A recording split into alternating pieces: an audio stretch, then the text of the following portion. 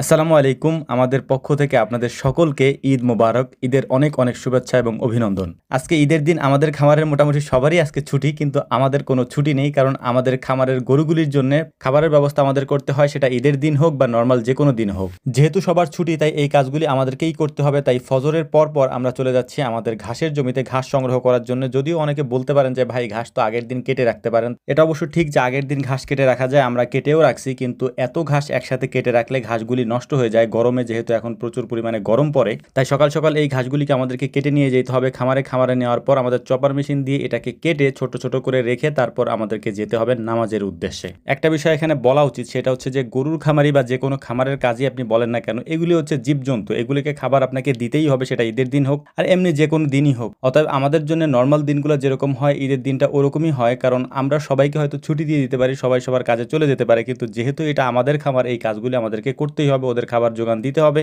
ওদের যত্ন করতে হবে, গোসল করাইতে হবে এবং দুধ দহন করতে হবে, সমস্ত কাজগুলি আমাদেরকে করতে হবে।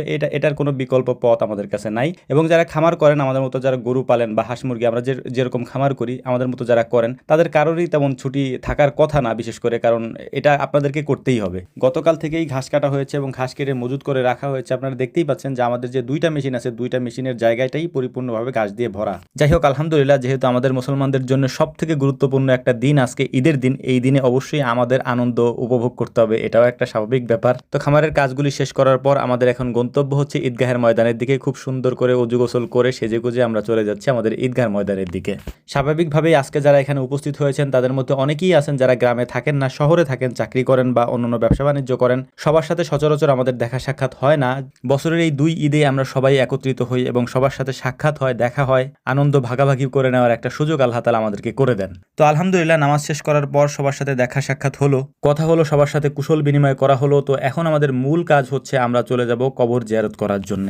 একটা বিষয় আমার কাছে কেমনই যেন লাগে যে বছরের একটা দিন কেন কবর জিয়ারত করতে হবে বা আত্মীয় স্বজনের কবরের কাছে কেন যেতে হবে, বছরের বাকি দিনগুলোতে কেন আমরা যাই না। যদিও এটা আমাদের ক্ষেত্রে হয় না, আমার বাবা চাচারা প্রায়ই আমার দাদা দাদির কবর জিয়ারত করেন, যেহেতু এটা মসজিদের সামনেই থাকে, প্রতি শুক্রবারই তারা এটা করার চেষ্টা করেন, যেটা আমরা দেখে দেখে শিখেছি। তো এখন যেখানে আমরা কবর জিয়ারত করছি, এটা হচ্ছে মূলত আমাদের কবরস্থান, মানে আমাদের পারিবারিক কবরস্থান।